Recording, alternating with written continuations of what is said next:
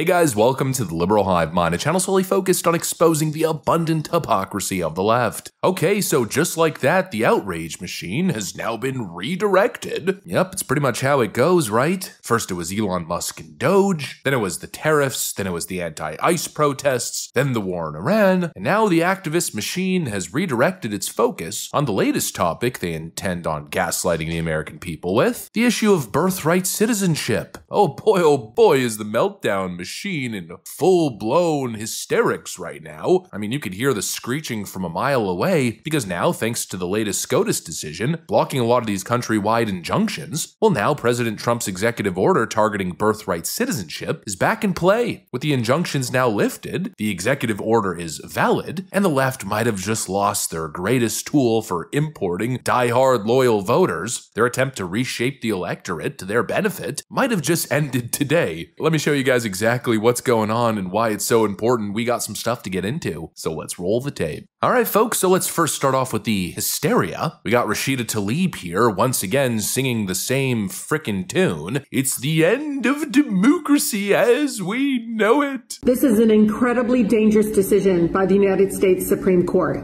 Folks, wake up. The Supreme Court now says that we can't permit nationwide injunctions against the Trump administration, even on birthright citizenship. They didn't care about the constitutionality of birthright citizenship. They made this decision because they are a bought Supreme Court. Yep, once again, these people are acting like enforcing immigration law, or in this case, reining in possibly the most abused loophole in American history. Well, it's somehow a human rights crisis, a humanitarian catastrophe of epic proportions. But obviously it's not. Obviously it's another fake manufactured crisis from the left. But anyways, as is par for the course these days, the left goes on with all this fake emotional outrage, and then the president comes in, cutting straight through the BS, setting the damn record straight.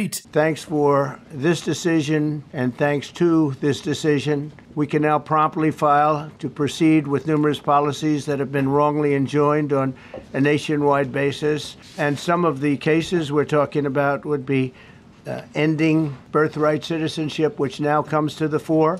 That was meant for the babies of slaves. It wasn't meant for people trying to scam the system and come into the country on a vacation. This was, in fact, it was the same date, the exact same date, the end of the Civil War. It was meant for the babies of slaves, and it's so clean and so obvious. But this lets us go there and finally win that case, because hundreds of thousands of people are pouring into our country under birthright citizenship, and it wasn't meant for that reason. So thanks to this decision, we can now promptly file to proceed with these numerous policies and those that have been wrongly enjoined on a nationwide basis, including birthright citizenship, ending sanctuary city funding, suspending refugee resettlement, freezing unnecessary funding, stopping federal taxpayers from paying for transgender surgeries, and numerous other priorities of the American people. This is a decision that covers a tremendous amount of territory. But I want to just thank again the Supreme Court for this ruling. It's a giant. It's a giant. And they should be very proud, and our country should be very proud of the Supreme Court today. Absolutely stellar news. The issue of birthright citizenship, honestly, at least in my view, should be a top issue of concern. It should be at the top of the docket in terms of reforms. And now I guess here to just justify the stance of this administration, let's go ahead and take a look at the official stance on the issue. Birthright citizenship is the biggest, costliest scam in financial history.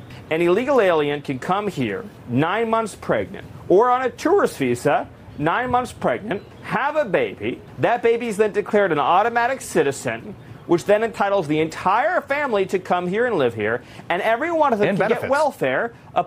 Yes, they can get unlimited welfare applying as the custodian of this citizen, so-called child. The biggest financial ripoff of Americans in history, not to mention the fact that it is the #1 magnet for illegal immigration and invasion, and that is used by foreign governments to conduct espionage against the United States. Because now, see, we can keep out a foreign spy who has a visa, who's trying to get permission to board an airplane. But what happens when a foreign government uses this ridiculous birthright scam in order to create automatic citizens who then grow up as assets of a foreign government? So it's a major national security threat. The 14th Amendment, the provisions in question were ratified for the children of freed slaves. You can go read the minutes of the debate.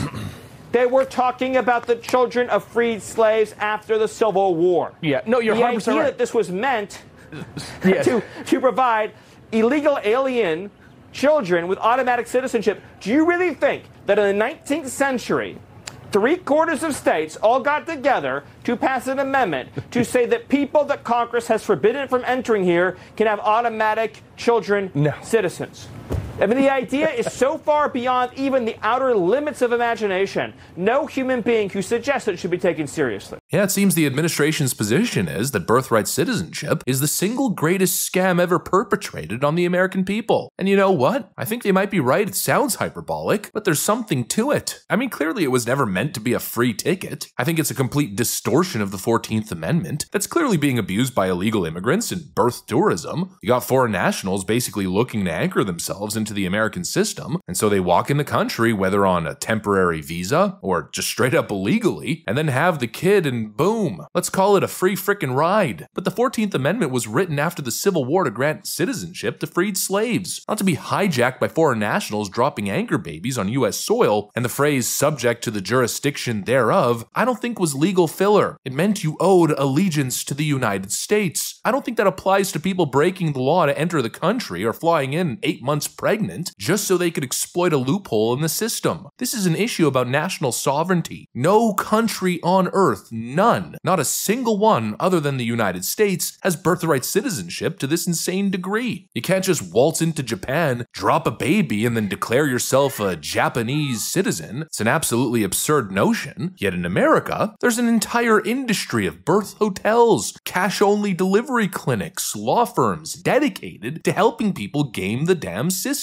And of course, probably the core issue, who pays for it? Well, very simply, you do. The American taxpayer is on the hook for the hospital bills, the welfare programs, the schooling, food stamps, the housing, and if you question any of it, you're told, shut up, you damn racist. Meanwhile, your kid's classroom is packed. In some districts, the kids don't even speak English, your local resources are stretched thin, and your country gets trampled under the weight of policies no other nation would clearly ever tolerate. I don't think this issue is complicated, folks. I don't think this is hard. Becoming a US citizen shouldn't be a consolation prize for crossing the damn border. Sure, the left is gonna cry crocodile tears because their voter importation scheme is now totally falling apart, but despite the outrage, despite the cries, President Trump, in my view, was right to go after birthright citizenship. It's a freaking scam, and it's an insult to every legal immigrant who played by the rules. And like I've stated before, it's probably an issue that should slowly make its way back to the Supreme Court. And well, now considering that the president's executive order goes back into effect, well, we might end up seeing that sooner than later. Anyways, that's pretty much what I got for you guys on this one. Hopefully you enjoyed the video. If you did, make sure to leave a like and possibly subscribe. Thanks for watching, and I'll see you on the next one.